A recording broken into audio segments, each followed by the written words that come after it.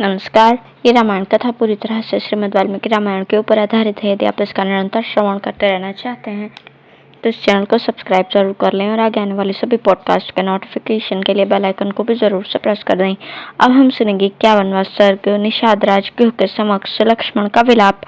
लक्ष्मण को अपने भ्राता के लिए स्वाभाविक अनुराग से झांकते देख निषाद राज गुह को बड़ा संताप हुआ। उसने रघुकुल नंदन लक्ष्मण से कहा, राजकुमार, तुम्हारे लिए ये आराम देने वाली सैया सज्ज है, इस पर सुखपूर्वक सोकर भली भांति विश्राम कर लो। यह सेवक तथा इसके साथ के सब लोग वनवासी होने के कारण सब प्रकार के क्लेश सहन करने के योग्य हैं, परंतु तुम सुख में ही पले हो, अतः उसी के योग्य हो। हम सब लोग श्री रामचंद्र जी की रक्षा के लिए रात भर जागते रहेंगे। मैं सत्य की शपथ खाकर तुमसे कहता हूँ कि इस भूतल पर मुझे श्री राम से बढ़कर प्रिय दूसरा कोई नहीं है। इन श्री रघुनाथ जी के प्रसाद से ही मैं इस लोक में महान यश, विपुल धर्म लाभ तथा प्रचुर अर्थ एवं भोग्य वस्तु पाने की आशा करता हूँ। अतः मैं अपने बंधु बांधवों के साथ हाथ में धनुष लेकर सीता सहित सोए हुए प्रिय सखा श्री राम की सब प्रकार से रक्षा करूंगा। ईश्वर में सदा विचरते रहने के कारण मुझसे यहाँ की कोई बात छिपी नहीं है। हम लोग यहाँ शत्रु की अत्यंत शक्तिशाली विशाल चतुरंगिणी सेना को भी अनायास ही जीत लेंगे। यह सुनकर लक्ष्मण ने कहा, निष्पाप निषाद राज, तुम धर्म पर ही दृष्टि रखते हुए हमारी रक्षा करते हो, इसलिए इस स्थान पर हम सब लोगों के लिए कोई भय नहीं है। फिर भी जब महाराज दशरथ के ज्येष्ठ पुत्र सीता के साथ भूमि पर शयन कर रहे हैं, तब मेरे लिए उत्तम शैया पर सोकर निद्रा लेना, जीवन धारण के लिए स्वादिष्ट अन्न खाना अथवा दूसरे सुखों को भोगना कैसे संभव हो सकता है। देखो, संपूर्ण देवता और असुर मिलकर भी युद्ध में जिनके वेग को नहीं सह सकते, वे ही श्री राम इस समय सीता के साथ तिनकों के ऊपर सुख से सो रहे हैं। गायत्री आदि मंत्रों के जाप, पृच्छन, चांद्रायण आदि तप तथा नाना प्रकार के पराक्रम करने से जो महाराज दशरथ को अपने समान उत्तम लक्षणों से युक्त ज्येष्ठ पुत्र के रूप में प्राप्त हुए हैं, उन्हीं इन श्री राम के वन में आ जाने से अब राजा दशरथ अधिक काल तक जीवन धारण नहीं कर सकेंगे। जान पड़ता है निश्चय ही ये पृथ्वी अब शीघ्र विधवा हो जाएगी। रानीवास की स्त्रियां बड़े जोर से आर्तनाद करके अधिक श्रम के कारण अब चुप हो गई होंगी। मैं समझता हूँ राजभवन का हाहाकार और चित्कार अब शांत हो गया होगा। महारानी कौशल्या, राजा दशरथ तथा मेरी माता सुमित्रा, ये सब लोग आज की रात तक जीवित रहेंगे या नहीं, यह मैं नहीं कह सकता। शत्रुघ्न की बात देखने के कारण संभव है मेरी माता जीवित रह जाए, परंतु यदि वीर जननी कौशल्या श्री राम के विरह में नष्ट हो जाएंगी तो यह हम लोगों के लिए बड़े दुख की बात होगी, जिसमें श्री राम के अनुरागी मनुष्य भरे हुए हैं तथा जो सदा सुख का दर्शन रूप प्रिय वस्तु की प्राप्ति कराने वाली रही है, वो अयोध्यापुरी राजा दशरथ के निधन जनित दुख से युक्त होकर नष्ट हो जाएगी। अपने ज्येष्ठ पुत्र महात्मा श्री राम को न देखने पर महामना राजा दशरथ के प्राण उनके शरीर में कैसे टिक सकेंगे। महाराज के नष्ट होने पर देवी कौशल्या भी नष्ट हो जाएंगी, तदंतर मेरी माता सुमित्रा भी नष्ट हुए बिना नहीं रहेंगी। उसने अपने मनोरथ को न पाकर श्री राम को राज्य पर स्थापित किए बिना ही हाय मेरा सब कुछ नष्ट हो गया ऐसा कहते हुए मेरे पिताश्री अपने प्राणों का परित्याग कर देंगे। उनकी उस मृत्यु का समय उपस्थित होने पर जो लोग रहेंगे और मेरे मरे हुए पिता रघुकुल शिरोमणि दशरथ का सभी प्रेत कार्यों में संस्कार करेंगे, वही सफल मनोरथ और भाग्यशाली हैं। रमणीय चबूतरों और चौराहों के सुंदर स्थानों से युक्त पृथक पृथक बने हुए विशाल राजमार्गों से अलंकृत धनिकों की अट्टालिकाओं और देव मंदिरों एवं राजभवनों से संपन्न श्रेष्ठ वरांगनाओं से सुशोभित रथों, घोड़ों और हाथियों के आवागमन से भरी हुई, विविध वाद्यों की ध्वनि से निनादित, समस्त कल्याणकारी वस्तुओं से भरपूर, हृष्ट पुष्ट मनुष्यों से सेवित पुष्प वाटिकाओं और उद्यानों से विभूषित तथा सामाजिक उत्सवों से सुशोभित हुई मेरे पिता की राजधानी अयोध्यापुरी में जो लोग विचरेंगे, वास्तव में वे ही सुखी हैं। क्या मेरे पिता महाराज दशरथ हम लोगों को लौटने तक जीवित रहेंगे? क्या वनवास से लौटकर उन उत्तम व्रतधारी महात्मा का हम फिर दर्शन कर सकेंगे? क्या वनवास की इस अवधि के समाप्त होने पर हम लोग सत्य प्रतिज्ञ श्री राम के साथ कुशल पूर्वक अयोध्यापुरी में प्रवेश कर सकेंगे? इस प्रकार दुख से आर्त होकर विलाप करते हुए महामना राजकुमार लक्ष्मण को वो सारी रात्रि जागते ही बीती। प्रजा के हित में संलग्न रहने वाले राजकुमार लक्ष्मण जब बड़े भ्राता के प्रति सौहार्दवश उपयुक्त रूप से यथार्थ बात कह रहे थे, उस समय उसे सुनकर निषाद राज गुह दुख से पीड़ित हो उठा और व्यथा से व्याकुल होकर ज्वर से आतुर हुए हाथी की भांति आंसू बहाने लगा।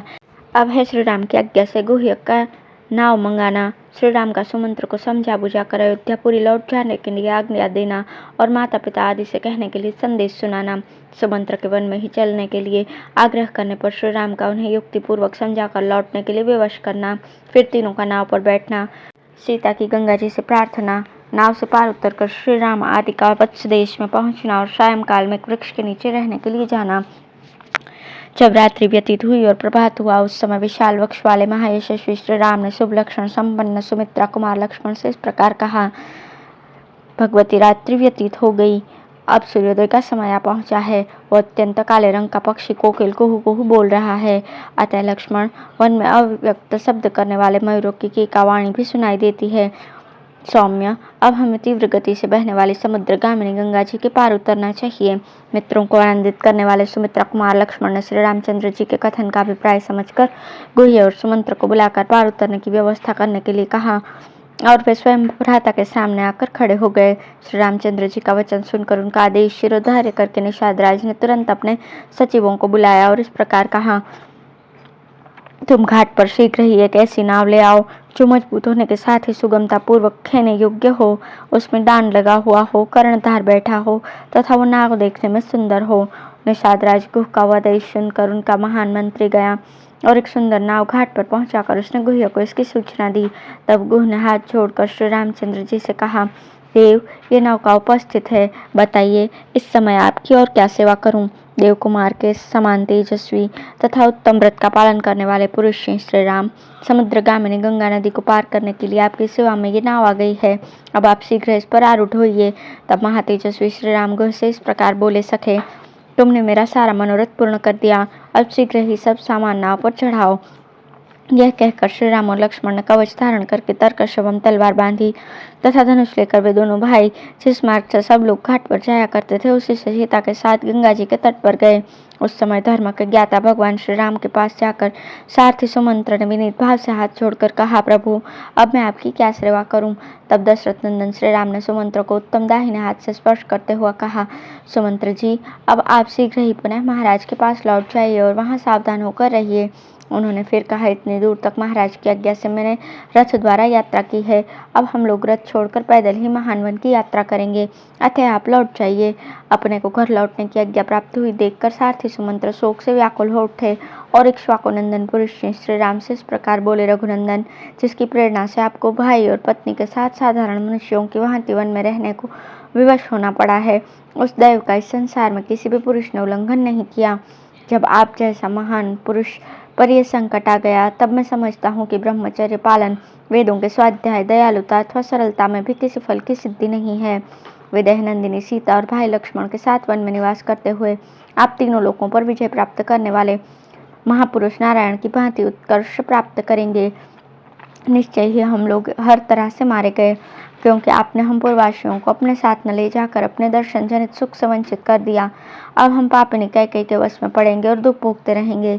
आत्मा के समान प्रिय श्री रामचंद्र जी से ऐसी बात कहकर उन्हें दूर जाने को उद्यत देख सारथी सुमंत्र दुख से व्याकुल होकर देर तक रोते रहे।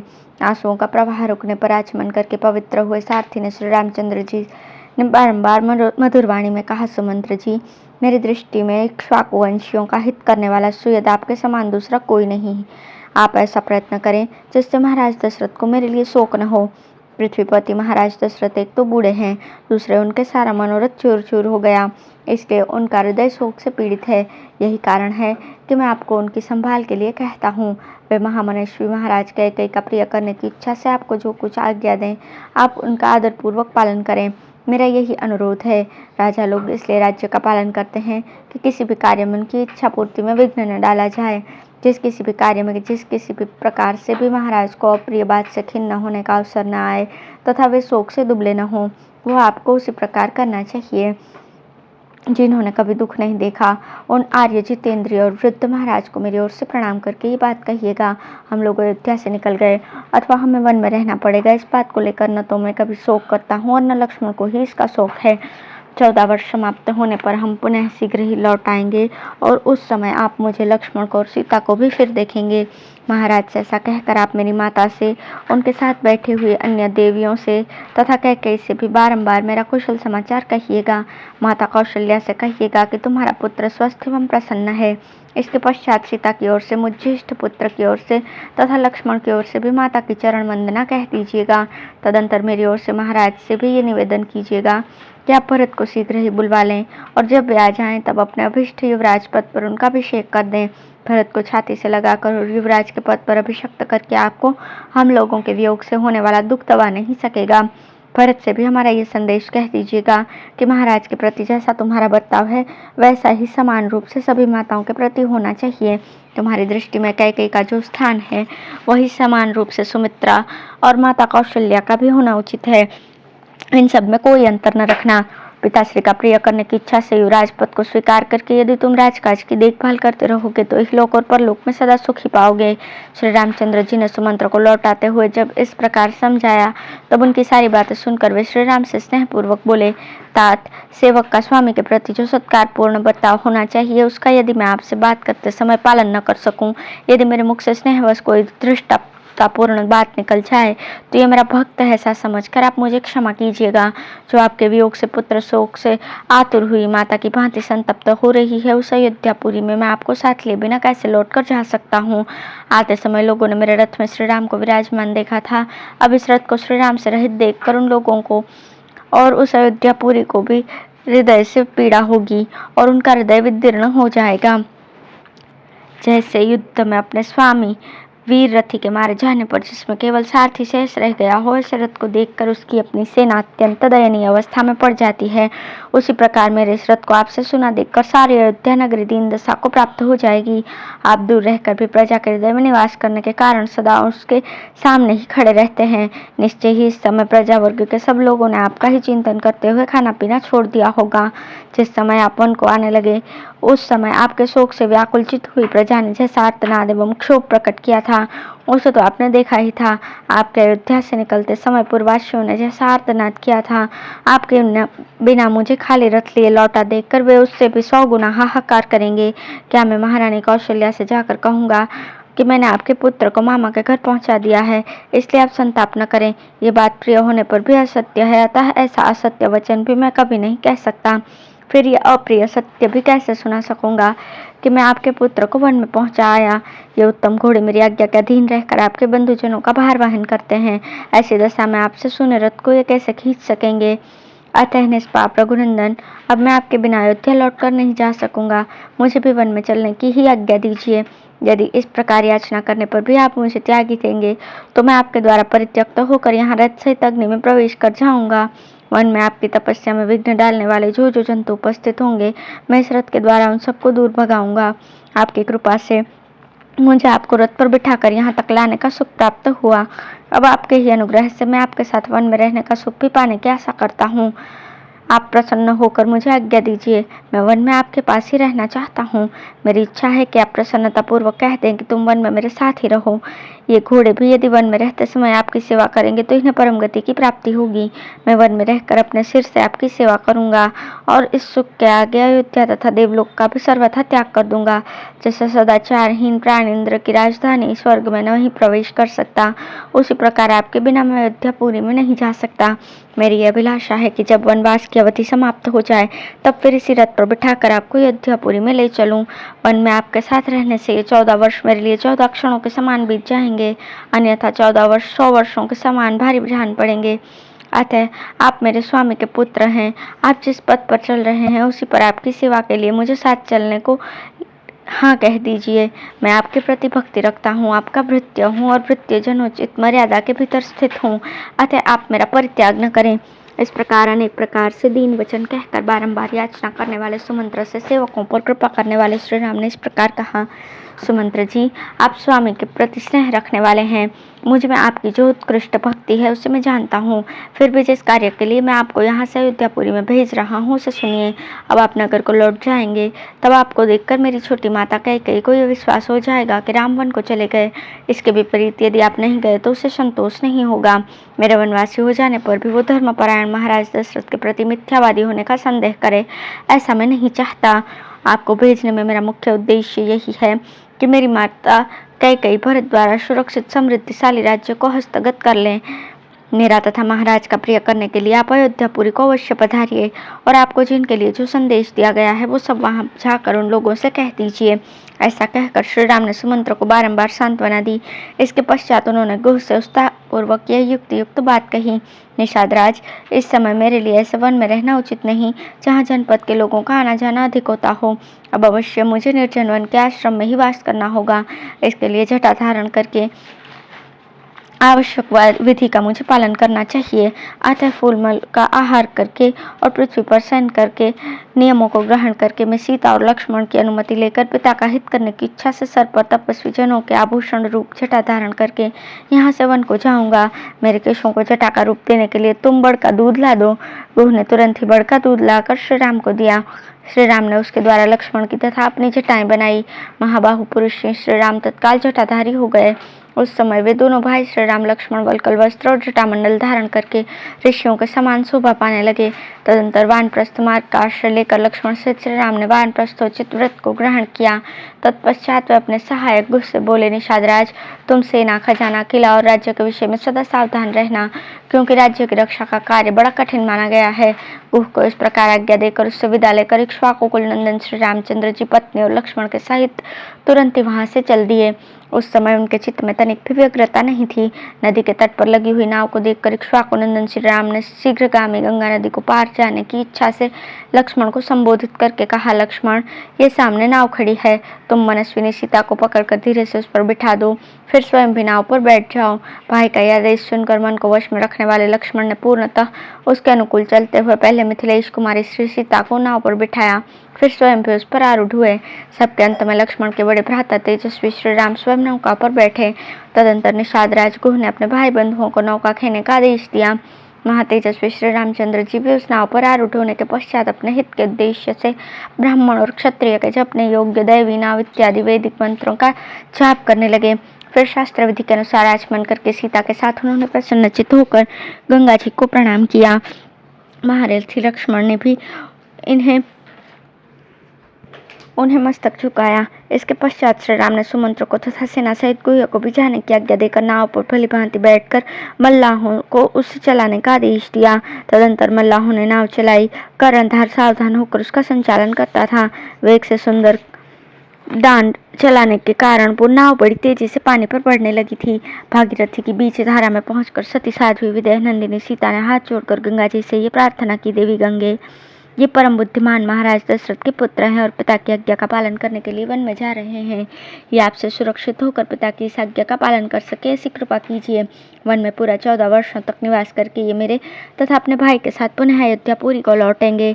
सौभाग्यशालिनी देवी गंगे, उस समय वन से पुनः कुशल पूर्वक लौटने पर संपूर्ण मनोरथों से संपन्न हुई मैं बड़ी प्रसन्नता के साथ आपकी पूजा करूंगी। स्वर्ग, भूतल और पाताल तीनों मार्गों पर विचरने वाली देवी, तुम यहाँ से ब्रह्मलोक तक फैली हुई हो और इस लोक में समुद्र राज की पत्नी के रूप में दिखाई देती हो।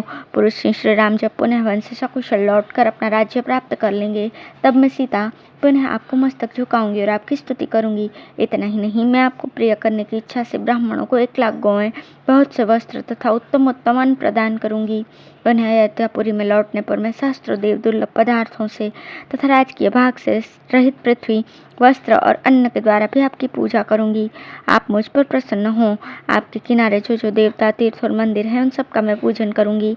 ये महाबाहु पाप रहित मेरे पतिदेव मेरे तथा अपने भाई के साथ वनवास से लौटकर पुनः अयोध्या नगरी में प्रवेश करें। पति के अनुकूल रहने वाली सती साध्वी सीता इस प्रकार गंगा जी से प्रार्थना करती हुई शीघ्र ही दक्षिण तट पर जा पहुंची। किनारे पहुंचकर शत्रुओं को संताप देने वाले नरश्रेष्ठ श्री राम ने नाव छोड़ दी और भाई लक्ष्मण तथा विदेह नंदिनी सीता के साथ आगे को प्रस्थान किया।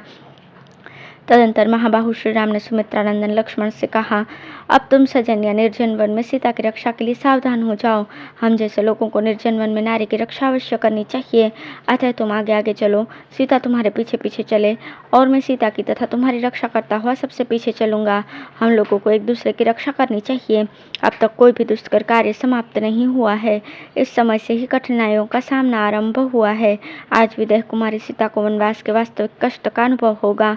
अब ये ऐसे वन में प्रवेश करेंगी जहाँ मनुष्यों के आने जाने का कोई चिन्ह दिखाई नहीं देगा। न धान आदि के खेत होंगे, न टहलने के लिए बाग बगीचे, जहाँ ऊंची नीची भूमि होगी और गड्ढे मिलेंगे जिसमें गिरने का भय होगा। श्री रामचंद्र जी का वचन सुनकर लक्ष्मण आगे बढ़े। उनके पीछे सीता चलने लगी तथा सीता के पीछे रघुकुल नंदन श्री राम थे।